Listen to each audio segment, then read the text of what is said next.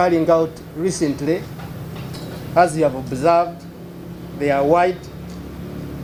They have double lanes in some of the sections. They are fitted with traffic lights.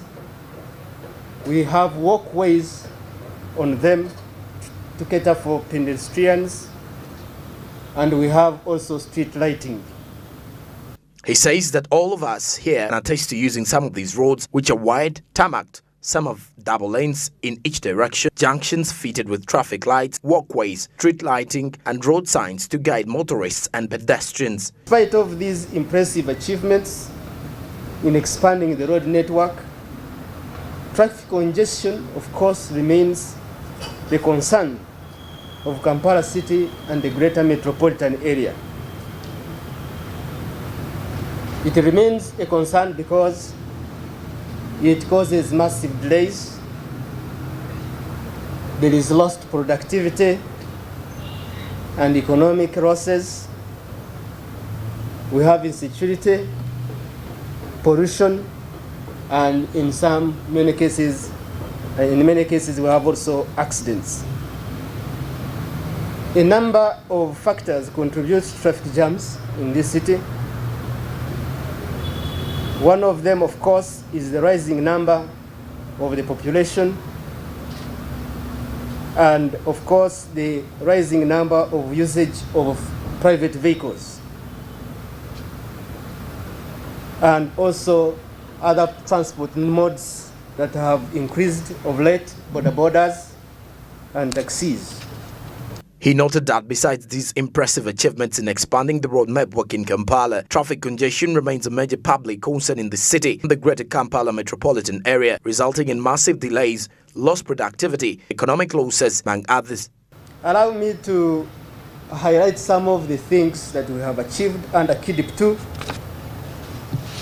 We received funding of United States dollars 175 million under KIDIP 2 funding. And the government of Uganda had its share in terms of compensating plot owners, those who wanted it, who demanded it. But we are very, very grateful that even when we were implementing this KIDIP 2, the citizens surrendered part of their land for the sake of the project. They were very understanding, knowing that we have budgetary constraints. The residents of Kurambiro, Kabusu, Bunamwaya, Rweza, and Rukuri Road deserve special mention. They did us very good, and that's why you see those roads now fixed. The project of KIDIP 2 became effective in May 2015. It has had a number of extensions because of COVID-19 and the challenges of acquisition of land. And now we are focusing on having it completed end of November 2021. Under this project, we have done quite a lot. We have improved and done dueling of Shira Road. We have upgraded Mambre Road. We have reconstructed and dueled Makerere Hill Road. We have reconstructed and dueled Bakuri Nakravi Kasubi Road. And along those roads, we have 12 junctions that are fitted with traffic lights, push buttons for pedestrians, and signage. He says that the government of Uganda signed a loan agreement amounting to $175 million to fund the second Kampala Institutional and Infrastructural Development Project that is being implemented by Kampala Capital City Authority, KCCA. Government of Uganda provided $12 million for compensating property owners along the roads and draining sites under construction. All Ugandans can attest to some of the developments that are happening in Kampala, with the fact that a number of tarmac roads are being established in Kampala as the country's capital. Look at situations of traffic condition is because if you're to look at, we even have a flyover that is actually being constructed around the Benchiwanuka Street as you're heading to Chibuye, heading to Nsambia Road. So these are some of the developments that are coming up in Kampala, and clearly this is going to help out in terms of economic growth in Kampala and Uganda. So this is room to spur economic growth from the development of the roads, because we all know how transportation plays a very key role in the development of a country and in the in the development of the economy. Lastly, from our local scene, members of Kampala City Traders Association, KASITA, have called for vigilance after the bomb blast at Komamboga, a Kampala suburb, on Saturday. They say that this will help avoid business disruption coupled with loss of both lives and property. They made the revelation during a press conference at their head offices in Kampala. More of this story.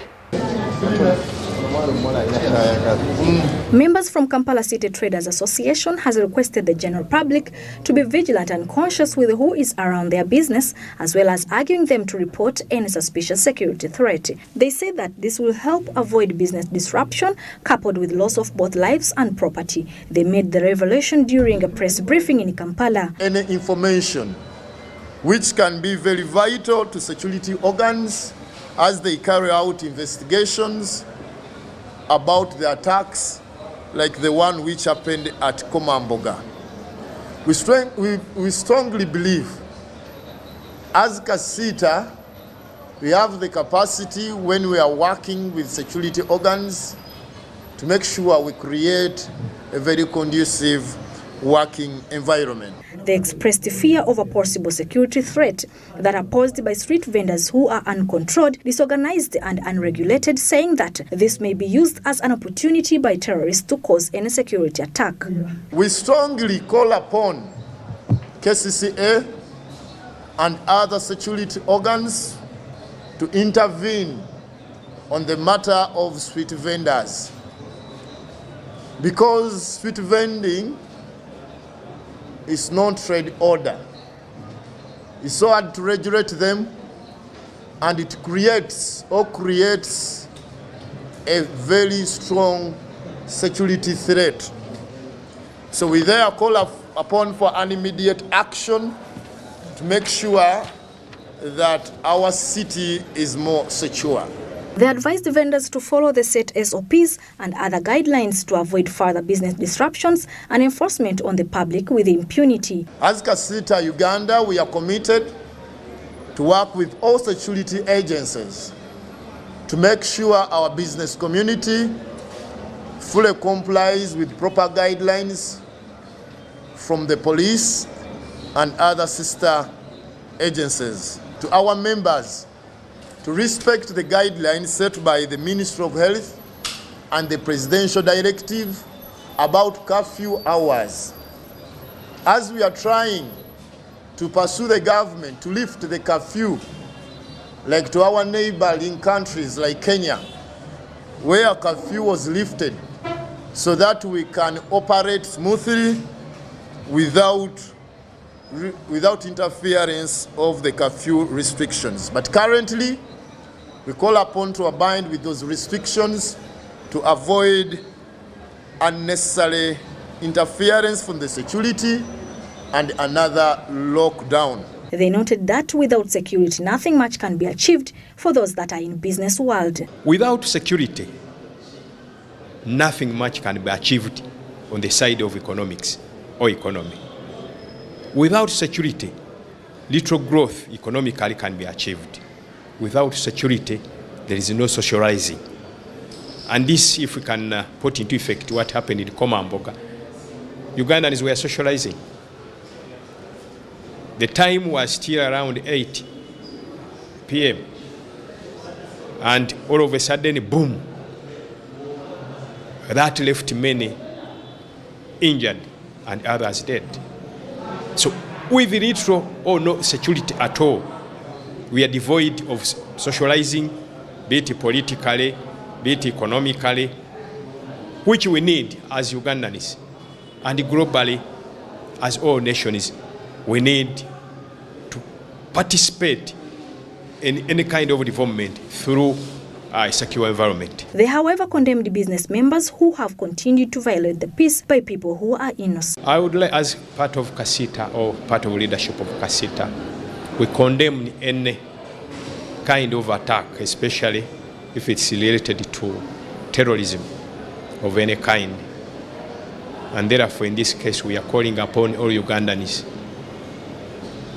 to be more vigilant and to know that one of our primary objectives or roles is to be security vigilant, conscious, and taking security as a key to development in our country. We should all fight hard and stand with government and other security organs and all any other peace-loving Ugandans to fight any kind of insecurity, report any suspicious objects, suspicious persons or personalities whom we feel might be carrying some kind of threat to the security of this country.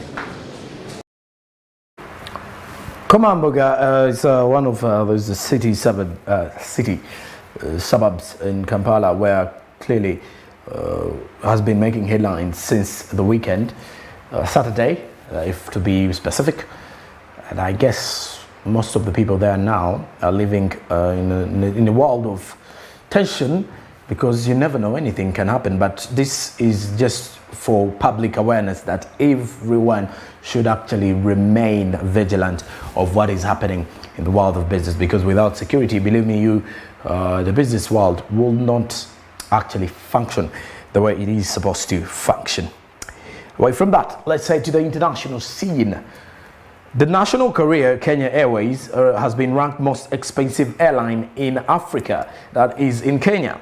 Kenya Airways offers the most expensive tickets when compared to other operators in Africa, charging the highest average fares on domestic and international flights. Let's have a look at this story. National carrier Kenya Airways offers the most expensive tickets when compared to other operators in Africa, charging the highest average fares on domestic and international flights. The airline, which has been making losses since 2013, has higher fares on most routes where it has competition among them. Ethiopian Airlines, South Africa Airways, and Air France, among others. According to a report by the African Competition Forum, the airline has the highest average passenger price per kilometer for all its domestic, regional, and international routes. For instance, ticket pricing data collected in October 2019 indicated that the routes for the Tanzania markets from Nairobi have higher average passenger price per kilometer than international routes. The airline's average price per ticket on the Nairobi-Johannesburg route was charged Kenyan shillings 23.8 compared to Kenyan shillings 22 charged by the South African Airways. The report noted that prices charged by the two airlines were visibly different for both economy and business class categories, with Kenya Airlines prices being 21% higher than those of South African Airlines for economy class tickets. On the Nairobi-Paris route, Kenya Airlines charged an average of Kenyan shillings 9.4 per kilometer, higher than the Kenyan shillings 8.3 charged by the Air France. It also charged more than Nairobi-Addis Ababa routes at Kenyan shillings 15.6 per kilometer, compared to Kenyan shillings 13.2 per kilometer charged by Ethiopian Airlines. The data collected from the airline websites for 12 dates between November 2019 and March 2020 on the same day to ensure consistency. COVID-19 impact. The data was collected prior the coronavirus pandemic, which hurt the line further. In March this year, Kenya Airlines announced that its pre-tax loss for the year ended December 2020 tripled to Kenyan shillings 36.57 billion as the pandemic hit demand for travel. At the time, the airline said its revenue fell by more than half during the period, pushed away by the lockdown measures that led to reduced passengers. In March this year, Kenya Airways announced that its pre-tax loss for the year ended December 2020 tripled to 36.57 trillion Kenyan shillings as the pandemic hit demand for travel. At the time, the airline said its revenue fell by more than half during the period, pushed by lockdown measures that led to reduced passengers during the same scenario. The data was collected from the airline websites for 12 dates between November 2019 and March 2020. On the same day, to ensure consistency, COVID-19 impacts the data that which was collected prior the pandemic. The coronavirus, it actually hurt the airline further. But if you look at the report, that actually says it's one of the most expensive airlines in Africa, or it is the most expensive one in Africa. Let's stay in East Africa. Meanwhile, Tanzania and Kenyan farms are set to boost ginger exports. A Kenyan company known as Kutoka Adinyi will start buying the produce through Kilimanjaro Flavors in Tanzania as soon as the agreement is finalized. Let's check out this story. Tanzania ginger farmers have every reason to smile as the producer's fund-ready export market. A Kenyan company known as Kutoka Adinyi has shown interest in buying 200 tons of ginger every month, which will often be repackaged in that country for overseas markets. In Tanzania, ginger, which is used as spice and for medicinal purposes, is grown in Kilimanjaro, mostly in Same district, particularly on the slopes of Usambara Mountains, Ruvuma, Kigoma, Tanga, Morogoro, Coast and Mbeya regions. For years now, Same district has been the leading ginger producer in Tanzania, producing up to 70% of the country's output. Farmers in the same have the ability to produce 4,500 tons annually. Kutoka Adinyi, the company, will start buying the produce through Kilimanjaro Flavors in Tanzania as soon as the agreement between the two companies is finalized. Leaders of the two companies, which are both involved in buying of agriculture goods and selling them in foreign markets, met for discussions at Bagamoyo in the Coast region last week. The director of Kilimanjaro Flavors, Dr. Nathaniel Kigwila, said that to have reliable production and meet market demand, they already have more than 200 farmers who will be cultivating and selling ginger to the company. Susan Musunjwa, a ginger farmer, said this opportunity has her planning to cultivate 10 acres of ginger, a thing she could not do in the past. Jacqueline Lukosia, marketing manager of Love in Action, said she plans to take advantage of this opportunity to grow and sell ginger. Susan Musunjwa, a ginger farmer, said this opportunity has her planning to cultivate for more than 10 years and will on 10 acres of ginger, because now they have ready market from the Kenyan companies, and if every time you get a ready market for products, you can definitely agree that you will have to continue strengthening or expanding your source of income, or where you can actually get and attract more clients to come through. So clearly that winds up our news hour this moment. I will return with more of the topic of discussion. We'll be discussing what is happening from the security threat that is prevailing in Uganda, as you can definitely see that different businesses are coming to an halt simply because of what is happening from the tension prevailing with the continuous stories of explosives. That and more is coming up after the break. This is One Man's Business.